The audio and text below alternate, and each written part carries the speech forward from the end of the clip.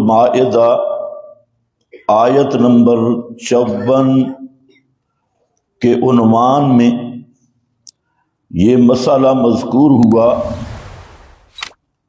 کہ حضرت ابو بکر صدیق رضی اللہ تعالی عنہ منشأ الہی اور منشأ نبوت، وعد الہی اور وعد نبوت سے خلیفہ بلا فاصل نائب رسول ہیں صلی اللہ علیہ وسلم، اور اس مسئلہ پر حضرت علی المرتضیٰ رضی اللہ تعالی عنہ کی تائید اور تصدیق موجود ہے، اور حضرات حسنین کریمین حضرت حسن حضرت حسین اور سب اصحاب و اہل بیت رسول اس معاملہ پر متفق ہیں، نہ کسی صحابی کو اختلاف ہے اور نہ اہل بیت میں سے کسی فرد کو اس حقیقت سے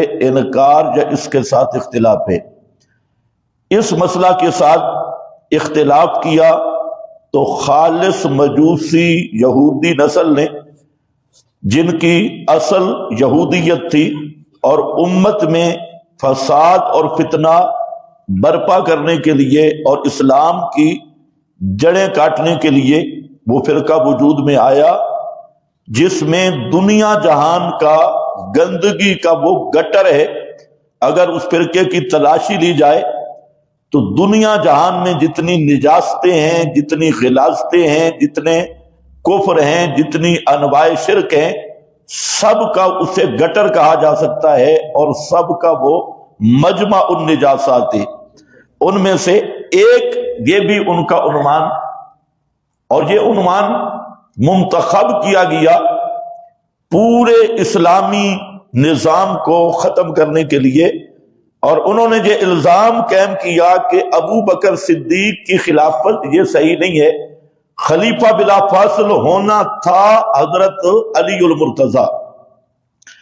تو یہ ان کا چور دروازہ جہاں سے چلا، اور پھر اس پر عمارت کی بنیاد رکھی۔ میں آپ کے سامنے سورۃ نور سے آیت پیش کر چکا ہوں، جس میں اللہ تعالیٰ نے استخلاف کا وعدہ کیا، اور وہ جو وعدہ ہے اگر ابو بکر و عمر عثمان علی کی جس ترتیب پر خلافت ہے اس کو تسلیم نہ کیا جائے تو اللہ کا وہ وعدہ کہیں دنیا میں پورا نہیں ہوتا، اور اس وعدہ کا کوئی کہیں مصداق بنتا ہی نہیں، بن سکتا ہی نہیں۔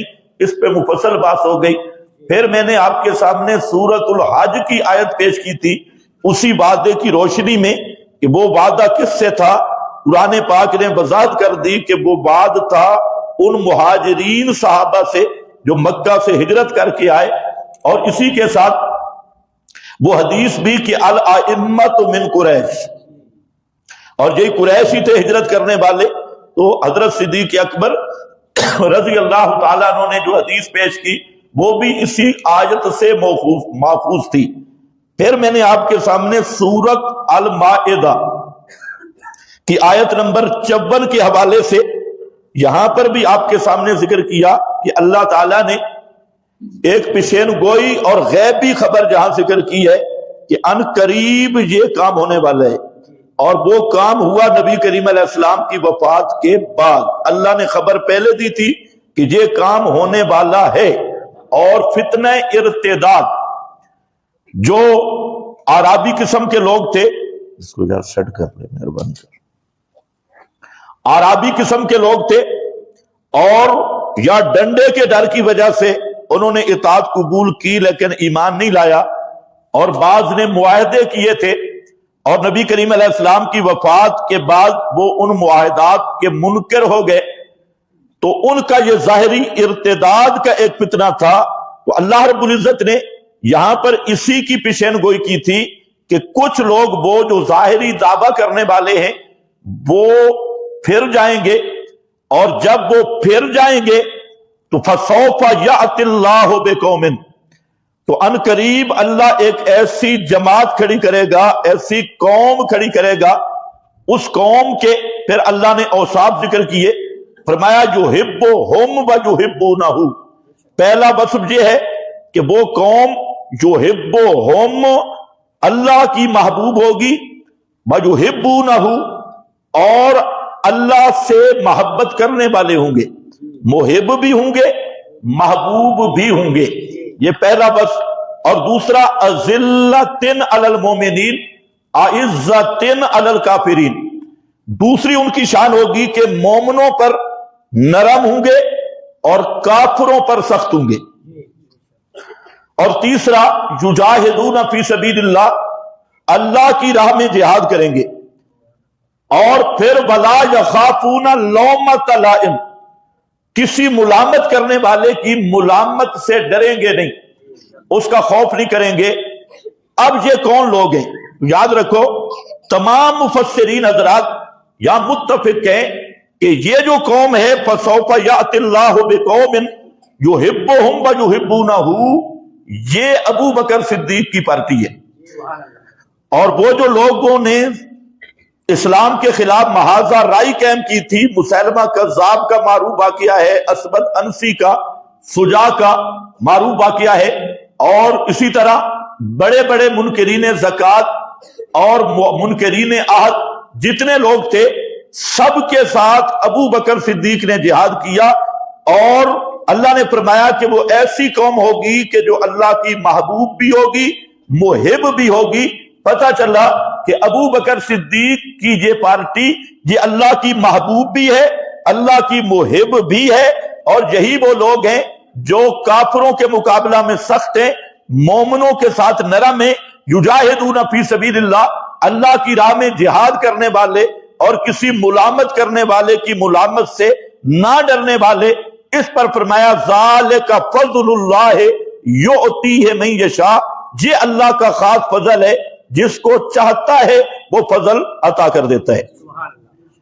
آیت بالکل واضح ہے، لیکن اس آیت کا مفسرین نے کیا معنی کیا وہ چند باتیں میں ذکر کر دیتا ہوں کہ تمام مفسرین حضرات جن میں حضرت علی المرتضیٰ بھی ہیں، حضرت علی رضی اللہ تعالیٰ عنہ خود فرماتے ہیں کہ ان سے مراد ابو بکر صدیق ہے اور ان کی پارٹی ہے۔ تو اس پر حضرت حسن یہ تابعی ہے، حسن بصری حضرت قتادہ ہے، تو یہ سب، اور ابن جریج یہ تھوڑا متنازع شخصیت ہے لیکن ہے یہ بھی تابعی ابن جریج۔ اب متنازع کیا ہے کہ اس نے 90 عورتوں سے متع فرمایا تھا، بعض بزرگ کہتے ہیں بعد میں اس نے رجوع کر لیا تھا، تو 90 عورتوں سے متع فرمانے کے بعد تو رجوع بنتا ہے، آگے ترقی مشکل ہے۔ تو خیر بہرحال اللہ کرے رجوع کر لیا ہو، تو متع پارٹی بھی ماننے پر مجبور ہوئی کہ یہ آیت کس کے حق میں ہے۔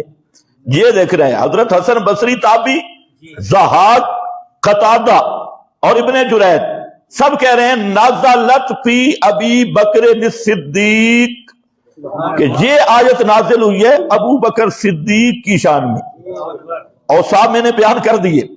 اور فرماتے ہیں وَفِي الْآيَةِ وَمَنْ قَاتَلَ مَعَهُ أَهْلَ الرِّدَّةِ، اور جن لوگوں نے حضرت صدیق کے ساتھ مل کر مرتدین کو قتل کیا، یہ ان کی شان ہے فَسَوْفَ يَأْتِ اللَّهُ بِقَوْمٍ يُحِبُّونَهُمْ وَيُحِبُّونَهُ، یہ اس پارٹی کی بات ہے۔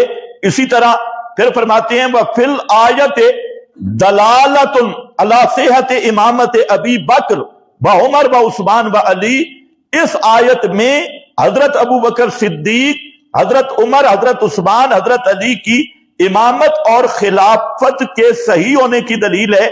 آگے پھر یہی استدلال کیا جو میں نے آپ کے سامنے ذکر کیا۔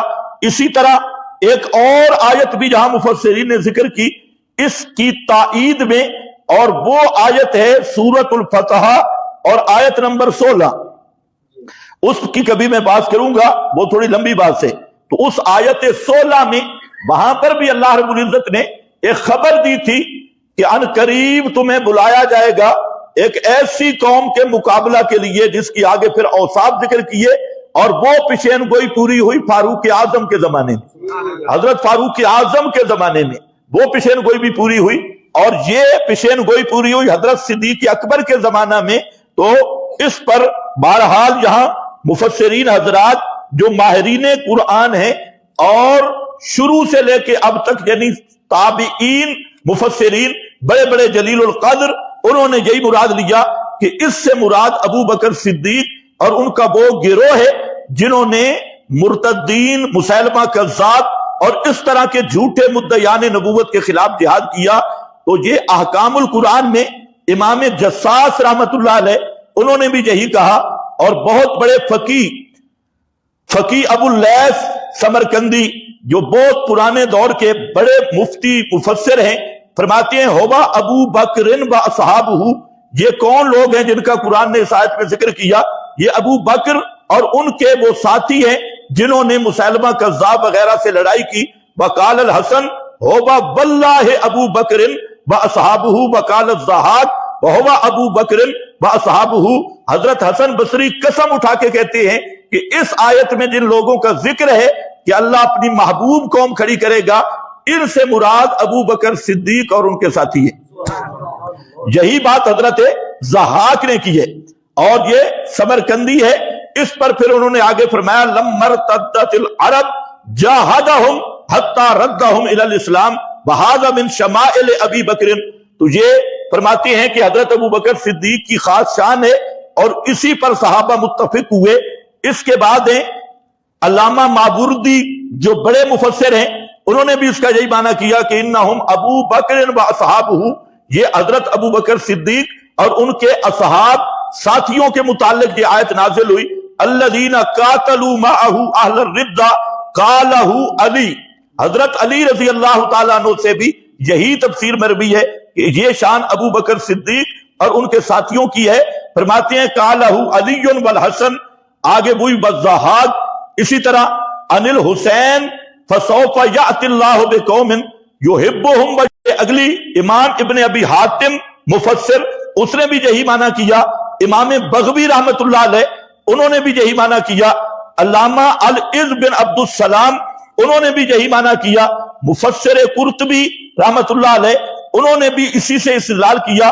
علامہ نصفی رحمت اللہ علیہ انہوں نے بھی اس آیت کا یہی معنی کیا کہ اس قوم سے مراد ابو بکر صدیق اور ان کے ساتھی ہیں۔ اور پھر علامہ ابن کثیر رحمت اللہ تعالی علیہ انہوں نے بھی یہی معنی کیا۔ امام ماتوریدی نے انہوں نے بھی یہی معنی کیا۔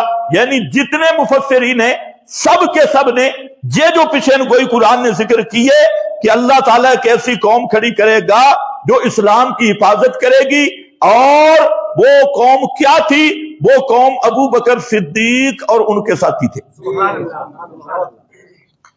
کہتے ہیں جی خلافت کا ذکر قرآن میں نہیں ہے، یہ تو جدھر سے بھی پھرو آیات یہاں عنوان جو ہے وہ ذہن میں رکھو۔ خلافت کا ذکر قرآن میں ہے، لیکن جو ہوتی ہے تعیین شخصی معین طور پہ منصوص ہونا، وہ قرآن میں اس لیے نہیں کہ محمد مصطفیٰ خاتم النبیین ہے، آپ آخری نبی ہیں، اور اگر خلیفہ کا انتخاب ہر خلیفہ کا من جانب اللہ معین مشخص طور پہ ہوتا، فردن ہوتا، تو پھر آپ آخری نبی بن نہیں سکتے، پھر وہی کا آنا ضروری تھا، اور ہر دور میں پھر وہی جاری رہتی۔ اللہ تعالیٰ منتخب کرتے کہ اب یہ خلیفہ معین ہے، اب یہ خلیفہ معین ہے، اب یہ خلیفہ معین ہے۔ تو یہ جو مجوسی پارٹی کہتی ہے نا کہ خلیفہ معین کیوں نہیں ہوا، پہلے خلفاء معین تھے، ہم کہتے ہیں پہلے خلفاء نبی تھے۔ پہلے جو خلفاء ہوتے تھے کیا ہوتے تھے؟ نبی پاک علیہ السلام سے پہلے جو نبیوں کے خلفاء تھے، کلما ہلاک نبی خلفہ نبی، فرمایا پہلے ایک نبی فوت ہو جاتا، ہلاک نبی، خیال کرنا ہے لفظ ذرا مشکل آ گیا، ہلاک نبی۔ آج کل تو ماتا پہ لڑتے ہیں، یہاں ہلاک ہے، ہلاک نبی خلفہ نبی، اس کا خلیفہ نبی ہوتا تھا۔ فرمایا انا خاتم النبیین لا نبی بعدی، میں آخری نبی ہوں، میرے بعد کوئی نبی نہیں آئے گا، میرے بعد میرے صرف خلفاء ہوں گے، جو میرے بعد میں آنے والے وہ نبی نہیں صرف خلفاء۔ تو بہرحال یہ مسئلہ قرآن میں بالکل مبین اور مبرہن ہے۔ اگر ان مفسرین کو نہیں مانتا تو چلو تیرے گھر کی شہادت دے دیتا ہوں، پہلے بھی ہم تمہارے گھر سے پیش کرتے ہیں۔ آیت تحریم، سورہ تحریم میں ایک واقعہ آپ اکثر سنتے ہیں کہ نبی کریم صلی اللہ علیہ وسلم نے اپنی ایک بیوی کو ایک راز کی خبر بتائی. اسر النبی، اسرار کہتے ہیں راز والی بات، خفیہ راز. تو اس ام المومنین رضی اللہ تعالی عنہا نے دوسری سات ام المومنین کو اس راز کی خبر دی، اس بات بتا دی. تو اس پر اللہ تعالیٰ نے تنبیہ کی، نبی کریم علیہ السلام کو اطلاع کر دی کہ آپ نے جو راز کی بات حضرت حفصہ کو بتائی تھی اور انہوں نے آگے شیئر کی تھی وہ راز کی بات، تو اللہ نے آپ کو بتا دیا کہ آپ کی بیوی نے آپ کے راز کی بات آگے شیئر کی ہے. تو نبی کریم علیہ السلام نے پوچھا کہ میں نے جو راز کی بات کی تھی آپ نے آگے کیوں بتائی؟ تو بیوی پاک نے کہا کہ من انبا کہا تھا، یہ جو میں نے آگے بتائی ہے آپ کو کس نے بتایا ہے؟ من انبا کہا تھا. تو آپ نے فرمایا نبانی، مجھے خبر دی ہے العلیم الخبیر، مجھے میرے رب نے وہ بتا دیا، اس نے خبر دی. اب یہاں مسئلہ پیش آیا کہ وہ راز کی بات کیا تھی، کون سی تھی؟ کہ ایک بیوی پاک کو بتایا، انہوں نے آگے اطلاع کی، تو وہ بات کیا تھی؟ تو شیعہ کی 20 کتب میں لکھا ہے اور ان کی سب سے معتبر ترین تفسیر جو صحیح دجال اعظم کی ہے اور وہ ہے تفسیر کمی، تفسیر کمی کم کے ابلیس کی، اور وہ واقعتاً شیطان اعظم اور ابلیس اعظم ہے اور تمام شیعوں کا بابا ہے، معتبر ہے. اسی طرح تفسیر صافی، اسی طرح اور ترجمہ مقبول اور بھی بہت ساری 20 کتب میں یہ بات درج ہے. ممبر پہ ان کتابوں کا نام لینا بھی مناسب نہیں ہے، تو بہرحال یہ مجبوراً میں نے کہہ دیا. تفسیر کمی اور صافی اس قسم کی 20 تفسیروں میں یہ لکھا ہے کہ وہ راز کی بات یہ تھی کہ نبی کریم علیہ السلام نے حضرت حفصہ کو اطلاع دی تھی کہ میرے بعد خلیفہ ابو بکر ہوگا اور ابو بکر صدیق کے بعد خلیفہ عمر ہوگا. تو یہ تھا اسر النبی. اب دو صورتیں ہیں کہ وہ کہتے ہیں راز کی بات یہی تھی کہ پیغمبر کریم نے حضرت حفصہ کو بتایا تھا کہ میرے بعد خلیفہ کون ہوگا؟ ابو بکر صدیق. تو پیغمبر کریم نے معین کر کے نہیں بتایا. اور یہ ہماری کتابیں نہیں، یہ شیعہ مذہب کی بنیادی، شیعہ تو میں نے ویسے کہہ دیا مجوسی، یہ مجوسی اور یہودی مذہب کی بنیادی کتب، ملحدین کی بنیادی کتب کا یہ مسئلہ ہے. اب ذرا کر انکار تفسیر کمی کا تاکہ تیری امی بھی اڑ جائے. یہ کمی، یہ ساری ان کی امی ہے، امی اور امی ہے. تو بہرحال یہ صافی میں اور یہ درج ہے. تو خلاصہ یہ نکلا کہ ابو بکر صدیق کی خلافت وہ ہے کہ جس کو مجوسی بھی ماننے پر مجبور ہے، یہودی بھی ماننے پر مجبور ہے، وہ بھی ماننے پر مجبور ہے کہ اللہ نے بھی خبر دی، پیغمبر کریم صلی اللہ علیہ وسلم نے بھی خبر دی. اور اس کے ساتھ ایک بات سنو، پھر میں آگے چلتا ہوں. ایک بات سن لو کہ اس آیت سے پتہ چلا کہ ابو بکر صدیق اور ان کی پارٹی یہ اللہ کی محبوب بھی ہے، اللہ کی محب بھی ہے، یہ اذلۃ علی المؤمنین بھی ہے، اعزۃ علی الکافرین بھی ہے، یہ مجاہدین بھی ہے، اور لا یخافون لومۃ لائم بھی ہے. ذالک فضل اللہ یؤتیہ من یشاء واللہ واسع علیم کا مصداق بھی ہے. یہ ساری عظمتیں اسی گروہ کی ہیں. اور اول نمبر کون ہے؟ ابو بکر صدیق رضی اللہ تعالی عنہ. اب یہ آپ ذہن میں رکھ لیں کہ صرف یہ تو قرآنی اشارات تھے. پیغمبر کریم صلی اللہ علیہ وسلم کی آپ زندگی دیکھیں، جہاں پر بھی تذکرہ آیا صحابہ کا، جس موڑ پہ بھی، تو پیغمبر کریم نے سب سے پہلے نام ابو بکر کا لیا.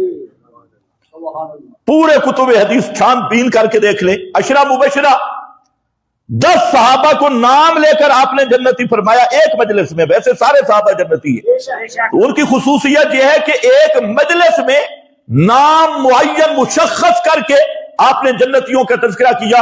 تو ان میں پہلا نام کس کا لیا؟ پوچھو علماء سے.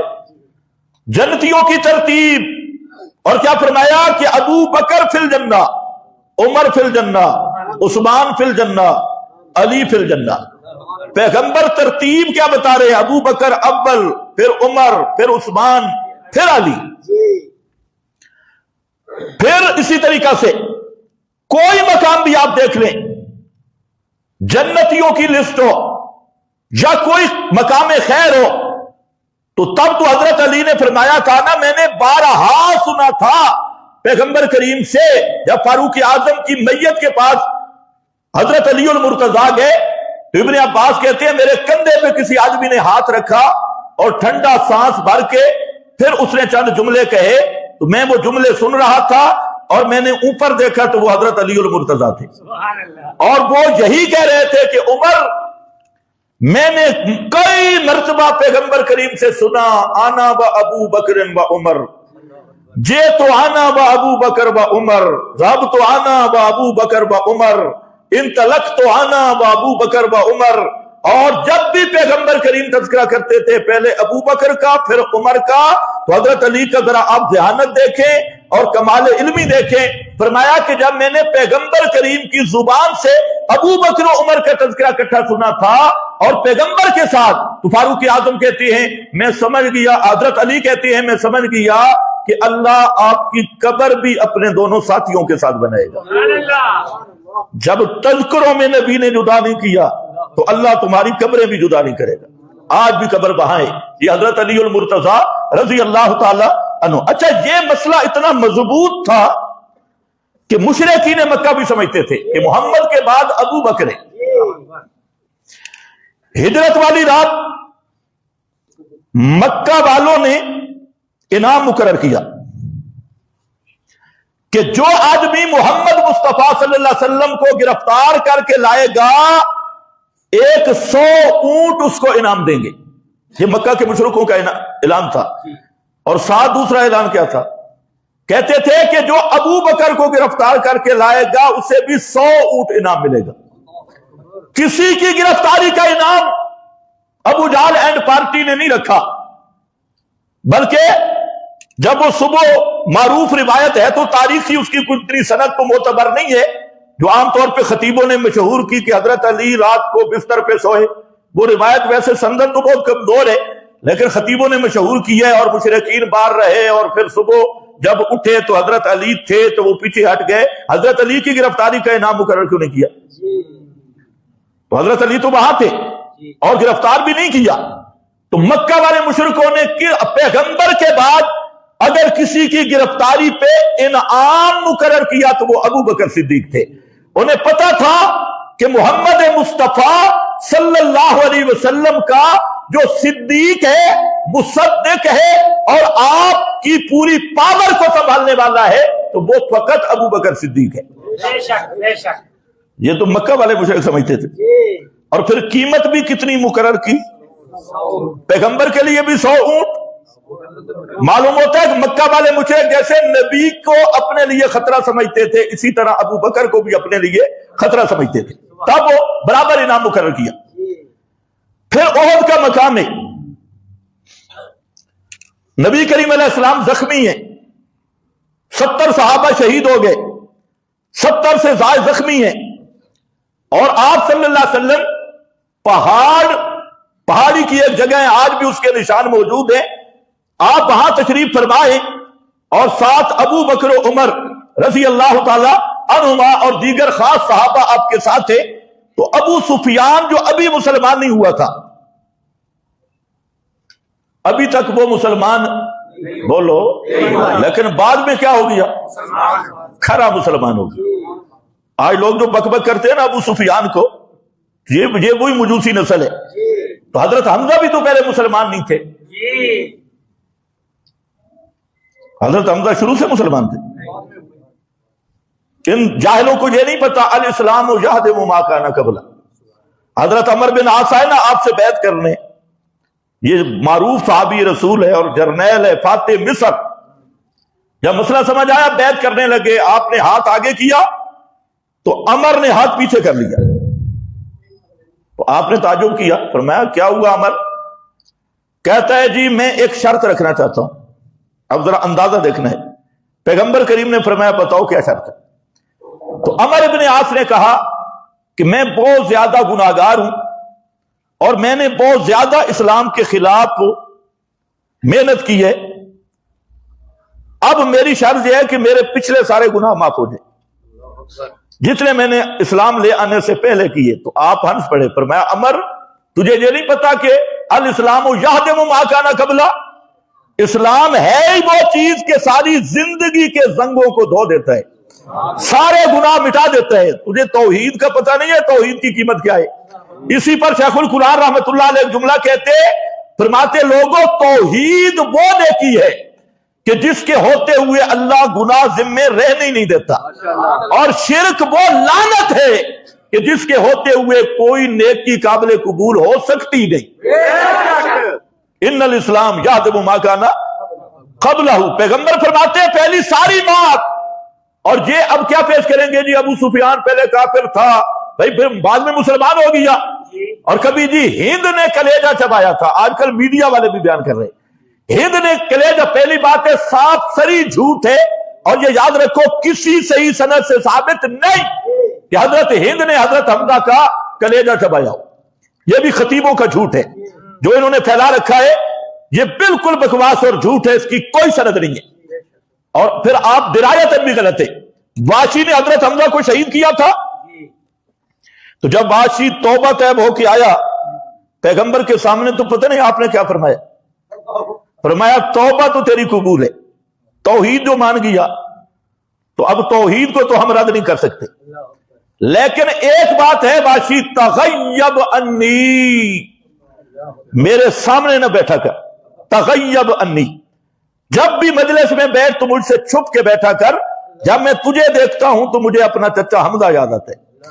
تغیب انی، عقیدہ بھی سمجھ لو، مجلس کے اندر بھی سامنے نہ بیٹھا کر، چھپ کے بیٹھا کر۔ اور یہ تو کہتے ہیں ہمارے پیروں سے کوئی چیز چھپی نہیں، لا تستکر نطفۃ فی فرج انثی الا ینظرها، یہ تو کہتے ہیں جہاں تک نوبت پہنچی ہوئی ہے۔ تو حضرت واشی کیا کہہ رہے ہیں کہ میں آ گیا، پیغمبر فرماتے ہیں میں نے قبول کیا، لیکن واشی سامنے نہیں بیٹھنا، مجلس کے اندر بھی چھپ کے بیٹھا کر۔ لیکن جب حضرت ہند آئی، سبحان اللہ، آپ بیعت لے رہے تھے، ان میں حضرت ہند بھی تھی، سورہ ممتحنہ کی آخری آیات، اور آپ کی بیعت پیروں والی نہیں تھی جو آج کل کے شیاطین لیتی ہے، کوئی کربوگے میں بدماش بیٹھا ہے، کوئی خربوزے میں بیٹھا ہے، نرے شیطان کے چیلے اور بدعات کے خوگر خنازیر، یہ ان والی بیعت نہیں تھی۔ پیغمبر کی بیعت سنو کیا بیعت تھی، بیعت ہو رہی ہے، اور حضرت عائشہ فرماتی ہے اللہ کی قسم میرے نبی کا ہاتھ کسی غیر محرم کے ہاتھ پہ پوری زندگی نہیں لگا۔ وہ بیعت کیا تھی، عورتیں بیٹھی عہد ہو رہا ہے، ہاتھ پہ ہاتھ نہیں رکھا جا رہا، عہد، اور اللہ نے فرمایا میرا پیغمبر میں بتاتا ہوں بیعت کیسے کرنی ہے۔ جب آئے نا جے تو پہلی شرط ہے اللہ یشرکنا باللہ شیئا، اللہ یشرکنا باللہ شیئا، پہلی پیغمبر کی بیعت کا پہلا رکن ہے اللہ یشرکنا، علماء جانتے ہیں اللہ مطلق ہے اور شیئن عام ہے، فرمایا کسی قسم کا شرک نہیں کرنا اور کسی کو اللہ کا شریک نہیں بنانا، یہ پہلی بیعت ہو رہی ہے۔ اور آگے پھر ایک لفظ آ گیا کہ زنا نہیں کرنا، بدکاری نہیں کرنی، تو حضرت ہند بول پڑی، اس نے کہا یا رسول اللہ ہم نے تو جہلیت میں بھی یہ کام نہیں کیا، جب ہم اسلام نہیں لائے تھے تب بھی ہم نے بدکاری نہیں کی۔ ہند بول پڑی تو آپ نے بعد میں پہچانا، فرمایا ہند ہے، تو کہتی ہے جی ہند ہوں، لیکن آپ نے کوئی غصہ نہیں کیا۔ اگر کلیجہ چبایا ہوتا واشی کو تو آپ نے کہا تغیب انی، اور حضرت ہند کو تو کچھ نہیں کہا۔ اگر کلیجہ چبایا ہوتا حضرت ہند پہ غصہ نہ ہوتے؟ پتہ نہیں تمہیں سمجھ بھی آئی ہے کہ نہیں؟ یہاں تو غصہ نہیں، وہ آگے سے باتیں کر رہی ہے۔ پھر اس نے یہ بھی پوچھا کہ میرا خامن ذرا مجھے خرچہ کم دیتا ہے، ہاں یہ اب تقریر کہیں عورتوں میں چلی گئی، تمہارے لیے کام گڑبڑ ہوگا۔ خامن ذرا مجھے خرچہ کم دیتا ہے اور میری بچوں کی ضرورت زیادہ ہے تو میں کیا خامن کے مال سے لے سکتی ہوں؟ تو آپ نے فرمایا لے سکتی ہے، یہ چوری کے زمرے میں نہیں آئے گا، اب تمہاری خیر نہیں ہے، یہ چوری کے زمرے میں نہیں آئے گا، اپنی ضرورت کا مال خامن سے لے سکتی ہے۔ یہ بات کی میں عرض یہ کر رہا تھا، ابو سفیان ابھی تک مسلمان نہیں ہوا تھا، احد کا مقام ابو سفیان پہاڑی پہ چڑھا اور اپنے اس متکبرانہ لہجے میں، کیونکہ وہ کمانڈر ان چیف تھا مشرکین کا، تو اس نے فاتحانہ لہجے میں پہاڑی پہ چڑھ کے پہلے جو نعرہ لگایا وہ نعرہ سنو، اس نے کہا این محمد، این محمد، محمد کہاں ہے؟ حضرت عمر کھڑا ہونے لگے، سن رہے ہو میری بات؟ یہ حضرت عمر کھڑا ہونے لگے، یہ نبی کے ساتھ تھے نہیں تھے، یہ جو مجوسی نسل کہتی ہے بھاگ گئے تھے، بھاگا کون تھا؟ یہ تو ساتھ بیٹھے ہیں، یہ بخاری پڑھ رہا ہوں، یہ ساتھ بیٹھے ہیں، کاما عمر، حضرت عمر کھڑے ہونے لگے، نبی کریم علیہ السلام نے فرمایا اجلس یا عمر، عمر بیٹھ جاؤ۔ پھر ابو سفیان نے اور نعرہ لگایا اور کہتے ہیں این ابو بکر، این ابو بکر، یہ بات میں سمجھا رہا تھا، این ابو بکر، اور مکہ کے مشرکوں کو بھی علم تھا کہ محمد کے بعد ابو بکر ہے، محمد الرسول اللہ کے بعد کون ہے؟ ابو بکر ہے۔ اور یہ کلمہ گو مجوسیوں کو سمجھ نہیں آیا، 6 گز کلمہ بھی بڑھا لیا ان شیاطین نے، لیکن اتنی بات بھی نہیں سمجھ سکے جو ابو جہل کو بھی پتا تھا اور ابو سفیان کو بھی پتا تھا، اس وقت کے مشرک بھی جانتے تھے کہ محمد کے بعد نمبر کس کا ہے؟ ابو بکر کا ہے۔ پھر حضرت عمر کھڑے ہوئے، فرمایا اجلس، بیٹھ جاؤ، ابھی شخصیات کی بات آ رہی ہے، بیٹھ جاؤ۔ اس نے دوسرا نعرہ لگا، اس نے کہا آئینہ عمر، معلوم ہوتا ہے یہ بھی طے شدہ تھا کہ ابو بکر کے بعد کون ہوگا؟ عمر، مقام عمر کا، آئینہ عمر۔ حضرت عمر پھر کھڑا ہونے لگے، آپ نے فرمایا بیٹھ جا۔ اب اس نے کہا اولو حبل، اولو حبل، بابا حبل زندہ باد، اولو حبل۔ حبل یہ ایک مجسمہ تھا حابیل شہید کے نام پہ، تو آدم کا پہلا بیٹا شہید ہوا تھا حابیل، اس کی صورت تھی، اور عقیدہ یہ تھا کہ روح کا تعلق ہے اس کے ساتھ، اور جب ہم اس کے نعرے لگاتے ہیں تو وہ روح خوش ہو کے ہمارے کام کرواتی ہے، تو اس کا اولو حبل، حبل بابا زندہ باد۔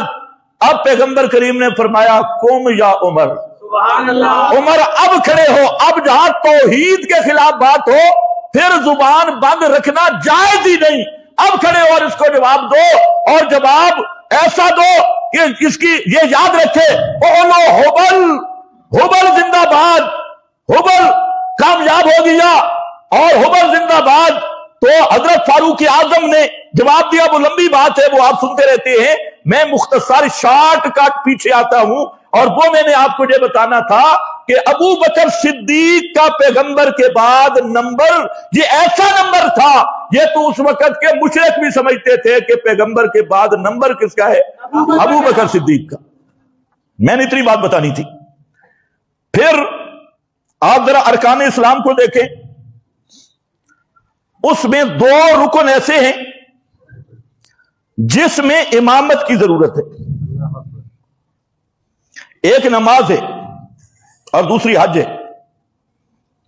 حج میں بھی اور نماز میں بھی دونوں کا امام ہونا ضروری ہے، اور بعض ارکان وہ ہے کہ جس میں مستقل امامت نہیں، تو نبی کریم علیہ السلام بیمار ہوئے، 17 نمازیں وہ ابو بکر صدیق نے آپ کی زندگی میں پڑھائی، علی پیچھے کھڑ کے پڑھتے رہے، حضرت حسن حسین پیچھے پڑھتے رہے، حضرت عباس ابن عباس پیچھے، خاندان نبوت پیچھے تھا، ابو بکر صدیق آگے تھے۔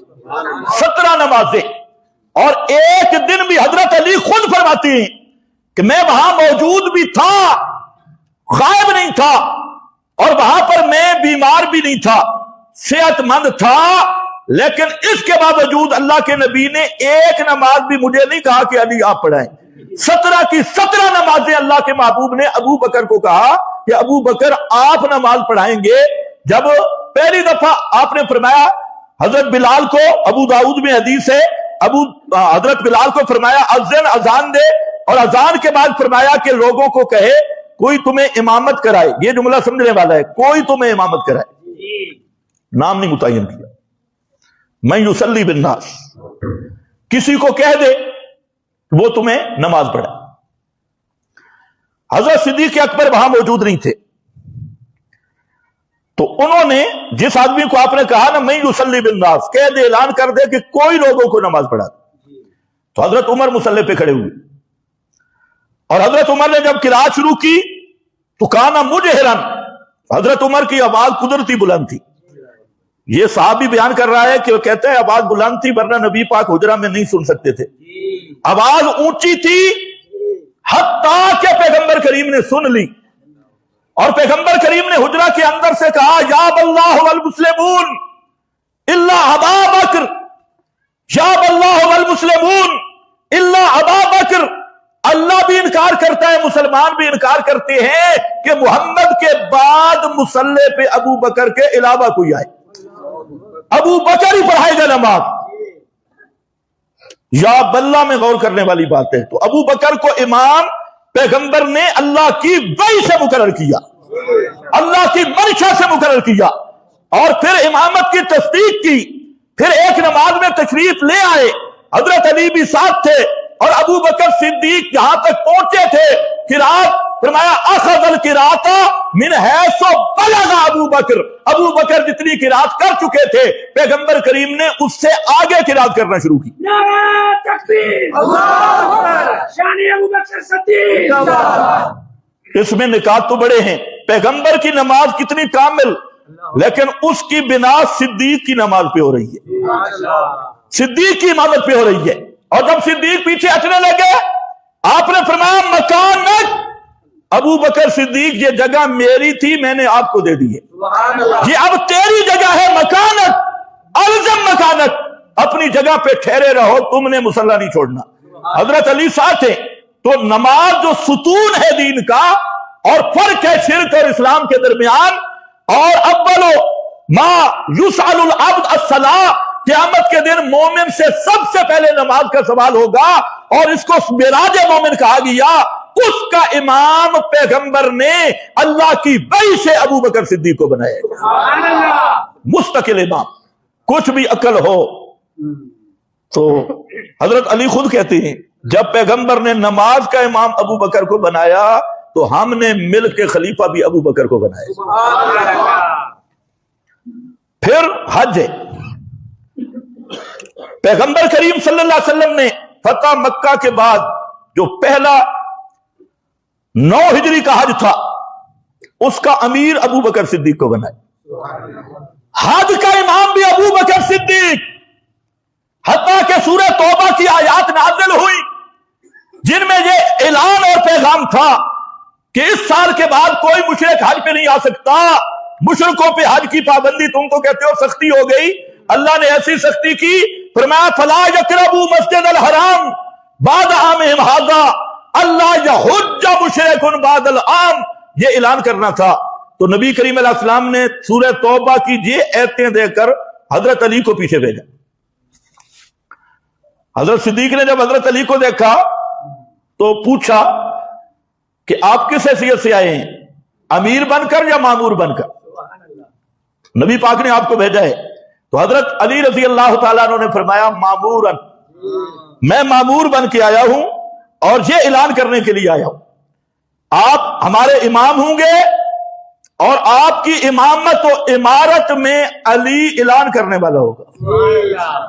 تو اس حج کا امیر بھی پیغمبر کریم نے کس کو بنایا؟ ابو بکر صدیق کو. پھر زکوٰۃ کا مسئلہ آیا. زکوٰۃ میں قبیلہ تھا بنی المستلق کا. مستدرک للحاکم میں یہ حدیث موجود ہے اور اس کو بزرگوں نے لکھا ہے اسنادہ صحیح، اور متن تو ویسے بھی اس کا صحیح ہے. تو فرمایا کہ وہاں پر نبی کریم علیہ السلام کو زکوٰۃ دی انہوں نے اور واپس ہونے لگے. تو انہوں نے سوال کیا کہ اگر ہم پھر زکوٰۃ دینے آئیں اور آپ کو نہ پائیں پھر؟ تو آپ نے فرمایا ابو بکر صدیق کو دے. یہ بات جو تھی یہ حضرت علی کے آگے جا کے ملے تو حضرت علی اور مرتضی رضی اللہ تعالی عنہ، سارے پڑھو رضی اللہ تعالی عنہ۔ ایک بات کی وضاحت بھی کر دوں، پچھلے جمعوں میں میں نے ایک بات کی کہ مجوسی مذہب اتنا غلیظ ہے، رافضی مجوسی اتنا پلیت ہے کہ دنیا میں اتنا پلیت کوئی بھی نہیں، سب سے بدترین کافر ہے۔ اور انہوں نے حضرت علی پہ الزام لگائے ہوئے ہیں کہ حضرت علی معاذ اللہ ڈرتے رہے اور یہ سارا کام ہوتا رہا۔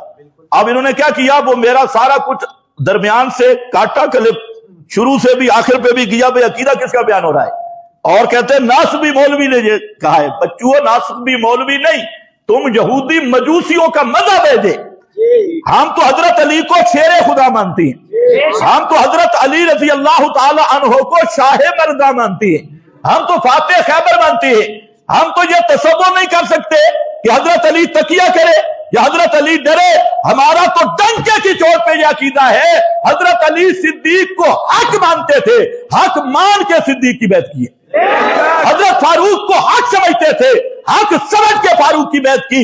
حضرت عثمان کو حق سمجھتے تھے، حق سمجھ کے حضرت عثمان کی بیعت کی۔ حضرت معاویہ رضی اللہ تعالیٰ عنہ سے صلح کی، اور حضرت حسن نے حضرت معاویہ کو خلافت دے کر پیغمبر کی پیشین گوئی کو پورا کر کے حضرت حسن نے اس خلافت سے دستبردار ہو کے بیعت کی۔ تو مسئلہ یہ ہے، یہ تو مجوسی مذہب کہتا ہے کہ ابو بکر کو خلیفہ برحق نہیں سمجھتے تھے اور پھر تکیہ کر کے بیعت کی، حضرت عمر کی بھی تکیہ کر کے بیعت کی۔ اور ہمارا تو عقیدہ ہے کہ یہ قرآن، یہ وہی قرآن ہے جو محمد مصطفیٰ پہ آئے۔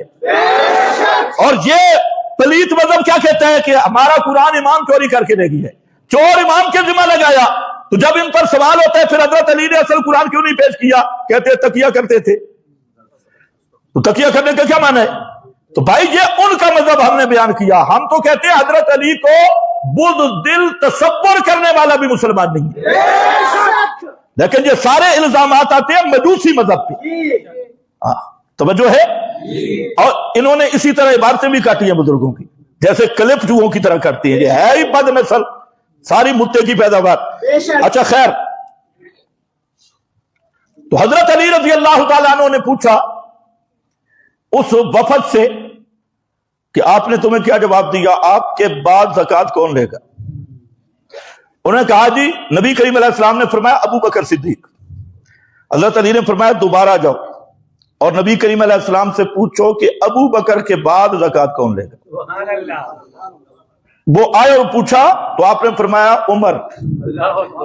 اگر ابو بکر بھی نہ ہو تو زکوٰۃ میں بھی امیر کس کو بنا گئے؟ ابو بکر سے۔ حج کا امیر بھی ابو بکر، زکوٰۃ لینے کا امیر بھی ابو بکر۔ اب ذرا آؤ، یہ میرے سامنے بخاری ہے، اس میں اور کتب حدیث میں یہ حدیث کئی مقام پہ موجود ہے، اور اس کا آج تک کوئی منکر سے منکر بھی انکار نہیں کر سکا۔ اب ذرا بات سمجھنی ہے، پیغمبر کریم نے خود اپنے بعد تمام مسائل میں، مسئلہ کوئی بھی ہو، تمام مسائل میں نائب چنا ہے ابو بکر صدیق کو۔ وہ تو حج کی بات ہو رہی تھی، زکوٰۃ کی بات ہو رہی تھی، اور دیگر جتنے مسائل ہیں سب میں اس کی دلیل یہ ہے۔ یہ میرے پاس بخاری شریف 7220 نمبر حدیث ہے اور 3659 نمبر۔ اس میں ذرا غور سے سننا ہے، اس میں کئی مسئلے ہیں۔ حضرت جبیر بن مطعم بیان کرتے ہیں اپنے باپ، فرماتے ہیں کہ نبی کریم علیہ السلام کے پاس ایک عورت ہے، اتت امرأۃ، ایک عورت آپ کے پاس آئی، اور فکلمتہ فی شیء، عورت کوئی مسئلہ پوچھ رہی تھی، اسے کوئی بات کی، فامرها ان ترجع الیہ، آپ نے اسے حکم دیا کہ اب میں مصروف ہوں، کل آنا، یہ مسئلہ پوچھنے کے لیے، توجہ ہے نا، کل آنا۔ اس نے کہا کہ اللہ کے محبوب مجھے ایک بات تو بتاؤ، آپ کہہ رہے ہیں کل آنا، ارأیت ان جئت بلم اجد کا، مجھے یہ تو بتاؤ اگر کل میں آؤں اور آپ کو نہ پاؤں، لم اجد کا، کل میں آؤں اور آپ کو نہ پاؤں، کیا مطلب ہے؟ کأنہا ترید الموتا، کأنہا ترید الموتا، عورت یہ کہہ رہی تھی اللہ کے محبوب اگر آپ پہ موت آ گئی، کل میں آؤں اور آپ کو نہ پاؤں، کیا مطلب نہ پاؤں؟ کأنہا ترید الموت، آپ پہ کیا آ جائے؟ مجھے بولو، آپ پہ کیا آ جائے؟ پھر میں مسئلہ کس سے پوچھوں؟ میرا مسئلہ تو رہ جائے گا، اگر آپ غور کریں تو ایمان بچ جائے گا، بشرطے کہ ضد نہ ہو۔ عورت کا سوال سمجھو، پیغمبر کا جواب سمجھو۔ پیغمبر کریم نے اس طرح نہیں فرمایا او بی بی، انبیاء کی موت اوپر سے ہوتی ہے، اندر سے تو نبی زندہ ہوتے ہیں، سلام سنتے ہیں، جواب دیتے ہیں، مسئلہ بھی پوچھ لینا۔ یہاں آپ کے پنڈی اسلام آباد میں کاکا خیل دجال ہے، کاکا دجال، اس کی ذرا تقریریں سنو، کہتے ہیں پیغمبر سے مشورہ کر کے ہے دجال ابن دجال، اور وہ بڑی سفید داڑھی والا مولوی تو آپ نے دیکھا ہوگا، بھائی نام نہ لیتے نا، وضو میں ابھی جمعہ پڑھنا ہے، نام لینا ضروری نہیں ہے، وہ بڑی داڑھی والا مولوی آدھا گھنٹے روزے پہ مشورہ کرتا ہے۔ اور اگر آپ کراچی کے مدار بریلویوں کی بات نہیں کر رہا، دیوبندیوں کی بات کر رہا ہوں، بریلوی بیچارے تو ہیں، اچھا جو سائڈ پہ، یہ جو دیوبندی ہے نا ان کی بات کر رہا ہوں۔ لاہور والے دیوبندی کہتے ہیں کوئی حدیث میں اشکال آ جائے تو براہ راست نبی پاک سے پوچھ لیتی ہیں۔ ایک دیوبندی پیر ہے مولانا مکی حجازی سے جب میری ملاقات ہوئی وہاں پر بھی اسے مجھے بتایا، اور یہ ان کے کلم میں بھی آیا کہ وہ کہہ رہا ہے کہ میں اردو میں تفسیر کر رہا ہوں اور جو آیت مشکل لگتی ہے تو نبی پاک سے پوچھ لیتا ہوں۔ یہ دیوبندی پیر ہے۔ اور یہاں پر یہ بھی کراچی کے آخری حدیث بخاری کی پڑھانے والا، وہ نیٹ پہ میں نے دیکھا، وہ کہتا ہے کہ سیوطی نے نبی کریم علیہ السلام سے بخاری پڑھی ہے اور فلانے نے نبی پاک سے بخاری پڑھی ہے۔ اب یہ آپ اندازہ کریں کہ یہ ان کو مسلمان کہیں گے؟ اونچے بولو، اونچے بولو۔ اچھا، نبی کریم علیہ السلام سے عورت کہتی ہے کہ میرا مسئلہ ہے اگر آپ پہ موت آ گئی تو پھر میں کس سے پوچھوں؟ آپ نے نہیں فرمایا تو کب کی مماتی بن گئی ہے؟ نبی تو زندہ بھی ہوتے ہیں، سنتے بھی ہیں، جواب دیتے بھی ہیں۔ فرمایا نہیں، اگر مجھ پہ موت آ گئی فاتی ابا بکر، اگر میرے اوپر موت آ گئی تو پھر ابو بکر صدیق کے پاس جانا۔ اب دونوں مسئلے سمجھ لو، ایک تو یہ پتا چل گیا کہ جن لوگوں کا عقیدہ ہے کہ موت کے بعد دنیاوی حیات ہے اور دنیا والوں کے کلام سلام سنتے ہیں، سما آدی کے قائل ہیں، کٹر ابو جہل کی طرح مشرک ہے۔ حیرانگی کی بات ہے اس وقت کیا مولویوں پہ اللہ کا عذاب آیا ہوا ہے۔ پچھلے دنوں میں ایک سفید داڑھی والے شیخ الحدیث کی گفتگو سن رہا، سفید داڑھی والا شیخ الحدیث، اور وہ شیخ الحدیث وہ تھا جس کو شیخ القرآن نے اپنے مدرسے سے نکال دیا تھا اس کی شرارتوں کی وجہ سے۔ یہ بھی ایک پوری تاریخ ہے کہ شیخ نے اپنے مدرسے سے اس کو نکالا۔ اب وہ بے ایمان شیخ القرآن کے عقیدے کا وہ ترجمان بنا ہوا تھا اور کہہ رہا تھا شیخ القرآن سما کا قائل تھا، مولا حسین علی سما کا قائل تھا۔ میں نے کہا دجال من الدجاجلہ، جھوٹ مت بول بے ایمانہ، ابھی تو جہنم میں بالکل گرنے والا ہے اور قریب جہنم کے پہنچ چکا ہے۔ اور تیرا یہ قول کہ شیخ القرآن سما کا قائل تھا، یہ قاضی شمس الدین یا مولانا حسین علی، ان پہ جھوٹ بولنا یہ ایسے جھوٹ ہے جیسے ابو جہل کہتا تھا کہ ابراہیم ہمارے مذہب پہ تھا، جیسے انہوں نے ابراہیم کو بدنام کیا اور اللہ نے جواب دیا ما کان ابراہیم یہودیا بلا نصرانیا ولکن کان حنیفا مسلما وما کان من المشرکین۔ یہودی کہتے تھے ہم ابراہیمی، عیسائی کہتے تھے ابراہیم ہمارا، اور مشرکوں نے کہا ابراہیم ہمارا۔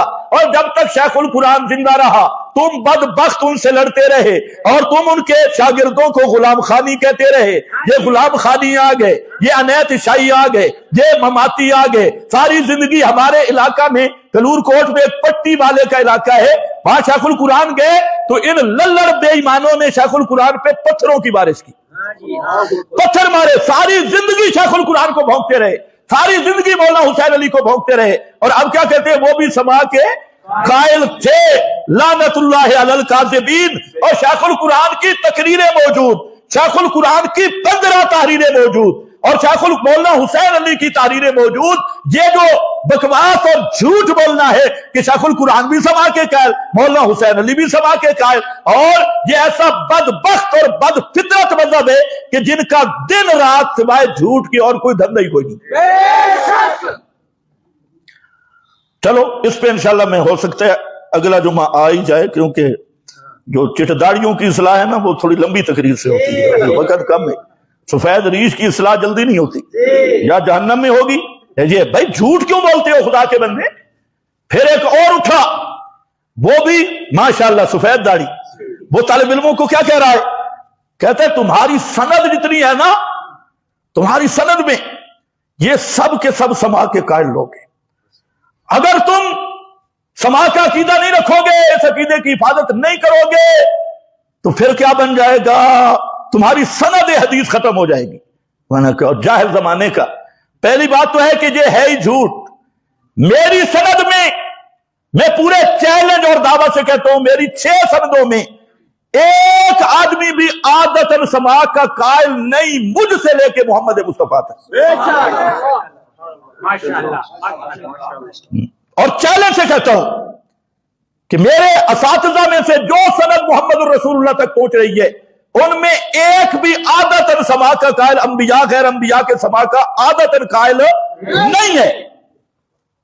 तो फिर झूठ क्यों बोलते हो, जी सारे समा के कायल। और दूसरा धोखा क्यों देते हो कि सनद में ऊपर उस्ताद आ गया। पहली दूसरी बात समझे कि सनद का इतबार है मुसन्निफीन तक, ये लोगों को मत धोखा दो, मुसन्निफीन तक सनद का इतबार है। अगली बात उलमा समझेंगे। और जो मुसन्निफीन मसलन बुखारी, मुस्लिम, अबू दाऊद, तिरमिज़ी, इब्न माजा, नसाई, ये जो हदीसें हैं ये मुसन्निफीन से हम तक मुतवातिर है। और जहां तवातुर हो वहां सनद होती नहीं। पता नहीं तुम्हें समझ भी आई है। बुखारी से ऊपर अखबार अहाद, मुस्लिम से ऊपर अखबार अहाद, लेकिन बुखारी, मुस्लिम, अबू दाऊद, तिरमिज़ी, इब्न माजा, नसाई से नीचे तवातुर है। और तवातुर में उन जाहिलों को यह भी नहीं पता कि सनद मोतबर ही नहीं होती। तीसरी बात, ये जो ऊपर सनद है, और लफ्ज एक बुजुर्ग ने इस्तेमाल किया जो अपने उस्ताद की मुखालफत करते हुए बड़ा बेगैरत होता है। तो मेरा गुजारिश यह है कि बुखारी, मुस्लिम, अबू दाऊद, तिरमिज़ी, इब्न माजा, नसाई, बाकी तो छोड़ो। शेखुल इस्लाम अल्लामा शबीर अहमद उस्मानी रहमतुल्लाह अलैह ने तकरीबन 25 रावी बुखारी मुस्लिम के, इससे भी कुछ जायद, वो उन्होंने लिखे ये शिया है, ये नासबी है, ये खारजी है। और ये सारे शिये, नासबी, खारजी, ये मुकद्दमा फतहुल मुल्हिम पढ़ लेना, ये रावी तुम्हारी सनदों में आ रही है। अब अगर तुम राबजी नहीं बनोगे तो बेगैरत बन जाओगे, नासबी नहीं बनोगे तो बेगैरत बन जाओगे।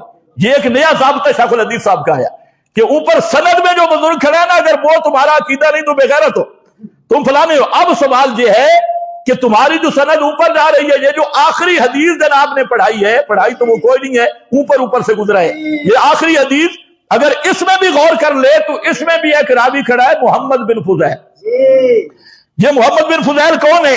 इमाम अबू दाऊद, इमाम ज़ाबी, बड़े बड़े आइम्मा ने कहा है कि ये शिया है। अब जरा बुजुर्गों का ज़ाब्ता देखो कि जो सनद तुम्हारी अब कहां जाएगी सनद, अब शिया बनो नहीं तो बेगैरत हो। ये नया कानून आया। इसलिए मैं कहता हूं कि जब बाबा 60 साल का हो जाए ना, उसे रिटायर कर दिया करो। 60 साल खुदा के बंदे, हर महकमे में रिटायरमेंट है। मौलवियत एक ऐसा महकमा है, इसमें कोई हद नहीं।